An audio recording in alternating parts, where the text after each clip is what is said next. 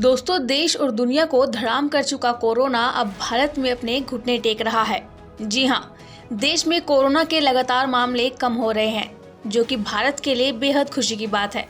आलम यह है कि 24 घंटों के दौरान 25,000 से भी कम मरीज सामने आए हैं। आपको बता दें, देश में शनिवार को कोविड के 22,270 नए मामले दर्ज किए गए। हालांकि कोरोना से मौत का सिलसिला अभी जारी है। दोस्तों, बीते 24 घंटों में कोरोना से 325 लोगों की मौत हो गई, जबकि देश में 24 घंटों में वैक्सीन की कुल 36,28,578 खुराकें दी जा चुकी हैं, जिसके बाद से देश में अब कुल वैक्सीन का आंकड़ा 175,03,86,834 हो गया है। लेकिन दोस्तों, उससे भी बड़ी खुशी की बात यह है कि भारत में कोरोना से ठीक होने वाले लोगों की दर 98% को पार कर गई है, जिससे भारत में एक खुशी की लहर सी दौड़ गई है। लिहाजा आपको सतर्क रहना है, क्योंकि आपकी एक गलती भी आप पर भारी पड़ सकती है। ये इसीलिए क्योंकि आपकी सुरक्षा आपके हाथों में है। आज मैं आपको इस वीडियो में कोरोना से जुड़ी तमाम बड़ी खबरों के बारे में बताने वाली हूँ, लिहाजा वीडियो को एंड तक देखिएगा। कोर्बेवैक्स की 5 करोड़ डोज इसी महीने बच्चों को लगेंगी। दोस्तों, देश में जल्दी ही 12 से 15 साल के बच्चों के लिए कोरोना टीकाकरण शुरू हो सकता है। केंद्र सरकार बायोलॉजिकल ई की वैक्सीन कोर्बेवैक्स को इसके लिए इस्तेमाल कर सकती है। सूत्रों की माने तो कोर्बेवैक्स की करीब 5 करोड़ खुराकें केंद्र को इस महीने के आखिरी तक उपलब्ध कराएगी। जैसे ही इस उम्र के लिए इसके इस्तेमाल की मंजूरी मिलेगी, टीकाकरण शुरू होगा। सब्जेक्ट एक्सपर्ट कमेटी ने इसके इस्तेमाल को ठीक माना है। अब DCGI इसे जल्द ही मंजूरी दे सकता है। कोर्बेवैक्स को 18 साल के ऊपर के लोगों के लिए आपात मंजूरी दी जा चुकी है। एक अधिकारी ने बताया है कि केंद्र सरकार ने कोर्बेवैक्स की 5 करोड़ खुराकों की खरीद के लिए आदेश भी जारी किया है। आपूर्ति इसी महीने पूरे होने की संभावना है। नए कोरोना पर WHO की चेतावनी।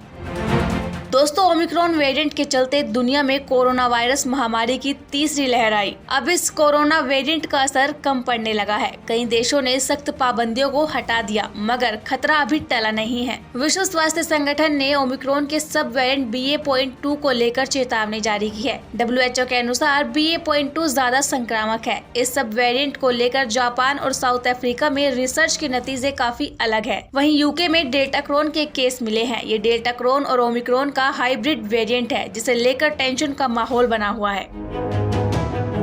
ओमिक्रॉन पर WHO ने क्या कहा? दोस्तों, WHO ने कहा कि वायरस अब भी बदल रहा है। ग्लोबल हेल्थ एजेंसी ओमिक्रॉन के कई सब लीनिएज को ट्रेस कर रही है। BA.1 और BA.2 और BA.3 में से BA.2 को WHO में कोविड की टेक्निकल लीड मारिया वोन ने ज्यादा संक्रामक बताया है। WHO ने कहा, पिछले हफ्ते दुनिया भर में कोविड के चलते लगभग 75,000 मौतें दर्ज की गई। मारिया ने कहा कि इसका सबूत नहीं है कि BA.2 BA.1 से ज्यादा घातक है, मगर उन्होंने कहा कि हम नजर रखे हुए हैं। WHO ने यह भी कहा कि ओमिक्रॉन माइल्ड नहीं बल्कि डेल्टा से कम गंभीर है। वैक्सीन को आजादी के लिए खतरा क्यों बता रहे लोग? दोस्तों, कनाडा की राजधानी ओटावा में पुलिस ने 3 हफ्ते से मुख्य सड़कों पर चल रहे जाम को हटाने की कोशिश के तहत शुक्रवार को प्रदर्शनकारियों को गिरफ्तार करना शुरू किया। सड़कों पर ट्रक चालकों ने कोरोना पाबंदियों के विरुद्ध शहर का घेराव कर रखा है। पुलिस के अनुसार अधिकारी कतार में खड़े ट्रकों के बीच एक ट्रक के पास जा रहे थे। कुछ प्रदर्शनकारियों ने आत्मसमर्पण किया, जबकि कुछ को हिरासत में लिया गया, कुछ को हथकड़ी लगाकर ले जाया गया, लेकिन ज्यादातर ट्रक वाले अपनी बातों पर अड़े रहे। प्रदर्शन से अमेरिका कनाडा को हुआ आर्थिक नुकसान।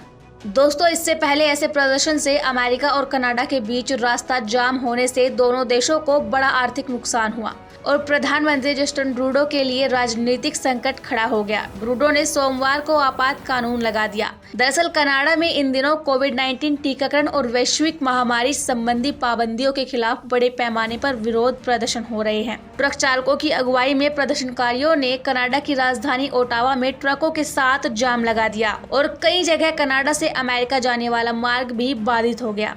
प्रदर्शनकारियों ने की सरकारी इमारतों की घेराबंदी। दोस्तों, बड़ी संख्या में पुलिसकर्मी ओटावा के पार्लियामेंट में हिल के इलाके में पहुंचे और उन्होंने सरकारी इमारतों के चारों ओर कटीले तार लगाकर उनकी घेराबंदी कर दी। पुलिस ने शहर के अधिकांश इलाकों को बाहरी लोगों के लिए सील करना शुरू कर दिया है ताकि प्रदर्शनकारियों की सहायता के लिए उन्हें आने से रोका जा सके। ओटावा पुलिस के अंतरिम प्रमुख स्टीव बेल ने कहा कि खतरे की आशंका को देखते हुए ये कार्रवाई जरूरी है। स्टीव बेल ने कहा, हम इस गैर कानूनी प्रदर्शन को समाप्त करने के लिए पूरी तरह से प्रतिबद्ध हैं।